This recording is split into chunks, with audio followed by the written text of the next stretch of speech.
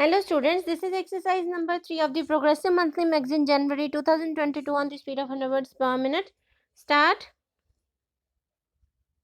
Making Indian companies and India's national economy more productive is not going to be an easy or painless task.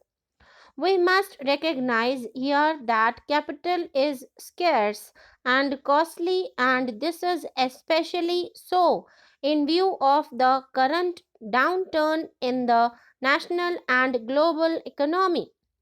Market conditions have become highly volatile, although we in India can say with some satisfaction that our economy has remained relatively immune to the crisis that has engulfed several countries in Southeast Asia and elsewhere.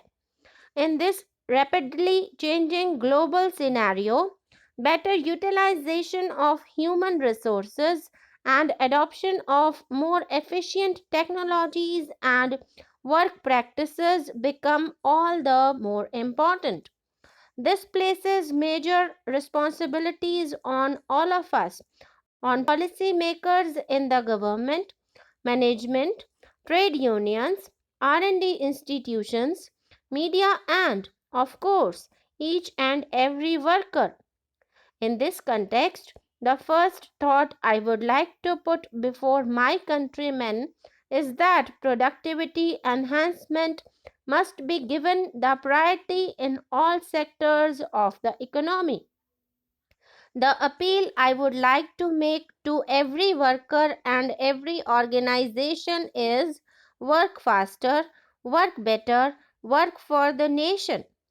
Concretely, this would mean that individuals as well as organizations must pay greater attention to cutting costs and boosting the quality of their products and services.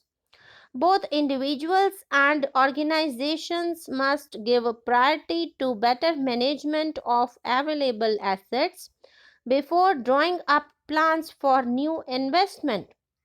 They must think of ways to save energy and materials in every economic activity. Studies have shown that with technologies and work practices, Indian industry can save up to 30% of the energy which it now consumes and 50 to 20% of the materials which it now uses. The greatest scope for saving, however, is in time, which is also the most precious of all the economic resources.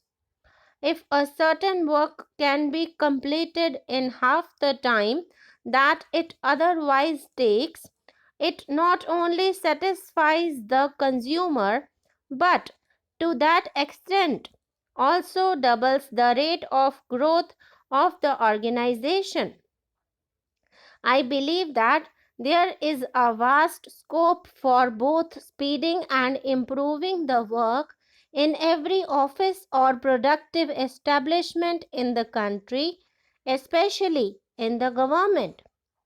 I have a specific proposal to translate this potential into reality, which I would like to place before the nation.